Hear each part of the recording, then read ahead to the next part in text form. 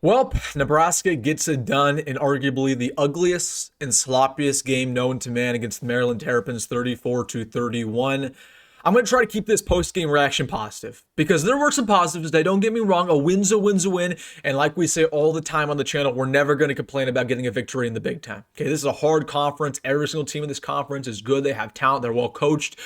So we're not going to sit here and be super negative about going on the road in a hostile environment on the other side of the country and getting it done. But at the exact same time, man, that was not a great display of football. And we did not play the best team in the world today. And Maryland did not bring their A game. But first, let's talk about the positives. Because again, a win's a win's a win. We are still 4-1, we are 5-1 now. That is the best start to our season since 2016. We are one game away from clinching a bowl game. We had Emmett Johnson, who absolutely shined today. Officially, Emmett Johnson had 21 carries for 180 yards and 8 yards a carry. Honestly, the only thing around Emmett that I was frustrated about, why did he not get more opportunities? Because there would be a play where Emmett would go 40, 50 yards, hit one 50-yard carry, and then he'd be taken out of the ball game, and we'd throw it 3 or 4 times consecutively.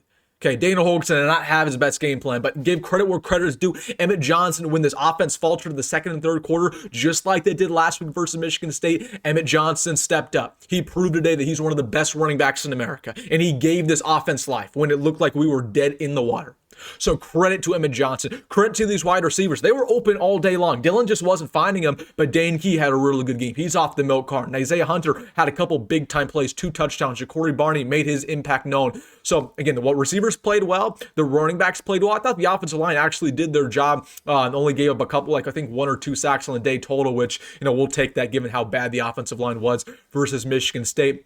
So, overall, again, we got the victory. We're not going to sit here and complain, but, let's talk about the cons. Let's talk about the negatives because, I sat here and I told you guys all week long I expected Nebraska to win in a blowout. I expected Nebraska to win 45-13. That was not the case today. Okay, it just wasn't. I had a lot of faith in this team. I thought this was going to be our coronation, was going to be our statement game. And once again, we won. Okay, and we're going to improve a lot going into next week. It's a short week. It's another hostile environment against Minnesota. But I'll tell you this right now. If we play like we did today against the Gophers, we will lose. 100%. If we play like we did versus Michigan State next week versus Minnesota, we will lose. And it's become very clear to me that while this Nebraska team is definitely better than last year, no question about it, we're better than last year. It's very clear to me that this team is not incredibly good overall. Okay, we're good enough to beat the other bad teams. Okay, we're good enough to barely beat Michigan State. We're good enough to barely beat Maryland on the road. But again, when it comes to these upper echelon teams, even these above average teams, we're going to fall short. That's been proven to me a little bit. Okay, I'm disappointed because, again, Maryland, they're solid, right? But Maryland has a bad tendency when it comes to October, when it comes to November, to lose these type of close games and to forget how to win. Okay, everything was setting up for this to be Nebraska's coronation. We're talking about a Maryland team that cannot run the football. They can't defend the pass. And again, they struggle on third down, fourth down conversions. They struggle in the red zone. They're not very well coached. You saw that all day today. Maryland did not bring their A game. And yet, again, it was a very close game that went down the wire. And at one point, everybody thought we were going to lose. Let's talk about the elephant in the room right now. Dylan Raiola and his performance. It was bad, man. And credit to Dylan. He made plays when it mattered the most. Okay, we walked all the way down the field for a game-winning drive, scored a touchdown. When was the last time that happened as a Nebraska fan? It's been a very long time. We walked all the way down the field, got that touchdown, Dane to take the lead and win the ball game. So credit to Dylan Raiola. He made the plays when it mattered. But 3 interceptions against that horrific of a pass defense with Maryland, and all 3 of those interceptions were completely avoidable. It was due to his lack of vision, his lack of pocket presence. I'm just sick of it when it comes to Dylan, man. When is the big breakout going to happen? Okay, I'm rocking number 15. You guys know how I feel about Dylan. I believe he can be a top 10 quarterback. I believe that with my whole heart. So it pains me when you play against this Maryland team, and credit, they got a great quarterback. They have a great receiver core. They have a great pass rush, but you didn't really see that today. This was, again, everything was in line for Dylan to break out. And honestly, the only reason why Maryland was in this ballgame was because of Dylan and his ineptitude. You want to know how you lose on the road in the Big Ten? You throw 3 interceptions. They threw 0. They have a true freshman quarterback, and he outplayed Dylan today. Malik Washington absolutely outplayed Dylan with a worse core around him. So again, I'm frustrated with Dylan, man. I'm not to the point where we need to bench him, right? That was in my mind a little bit when we got to the third quarter. I was like, man, this is ugly when it comes to Dylan.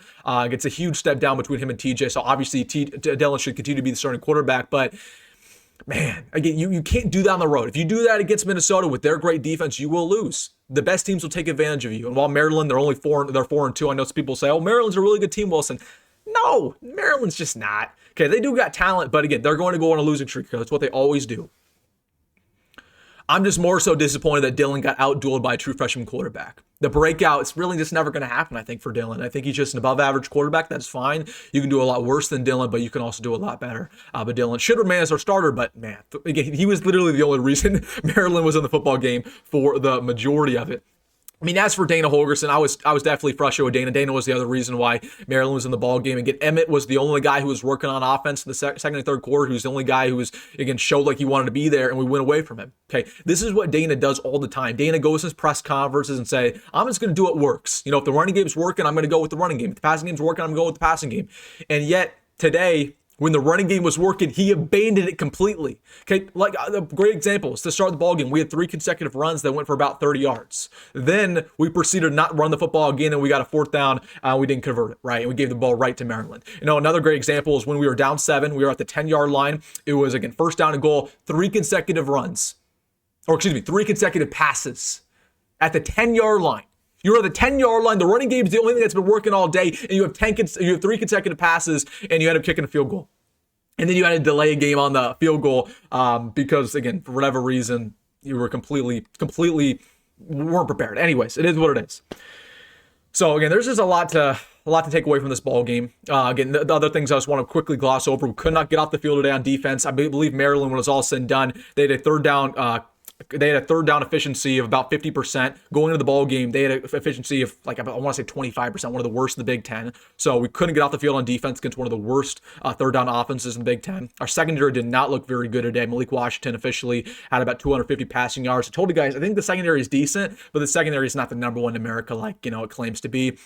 I'm disappointed. We had another opportunity very early on to completely blow them out. We were up 10-0. We were up 7-0. We went down the field and we should have had a touchdown that got called back because of Emmett Johnson pass interference. But again, we had an opportunity. We were up 10-0. We should have been 14-0. And we allowed Maryland to come roaring back because what ended up happening is they went 75 yards. They scored a touchdown. Then Dylan Raiola threw an interception.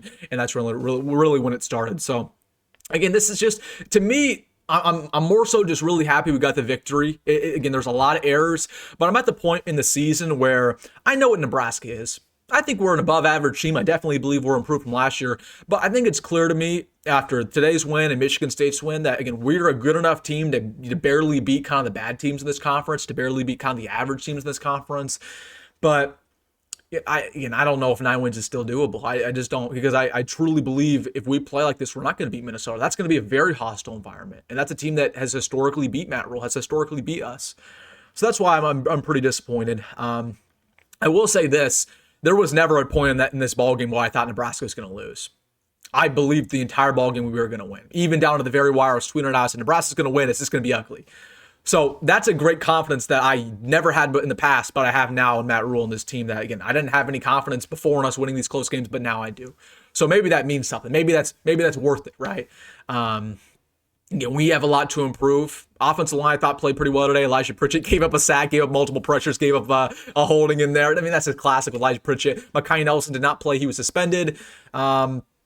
Other than that, man, a win's a win, right? We could sit here and complain all day. There are obviously things that we need to work on. I'm going to rewatch the game tonight. We're going to go live right now and talk about it, but a win's a win. We're not going to apologize about it. We're not going to give it back. We are 5-1. We might be ranked tomorrow. You never know. We beat a team that on paper has a really good record. So we could sit here and complain all day. And again, there's things to work on, but a win's a win. Everybody celebrate and join me in my live stream right now. All right, guys, let me know your thoughts down below. Hit that like button and subscribe. As always, folks, go be great. Go Matt Rhule, and I'll see you in the next one.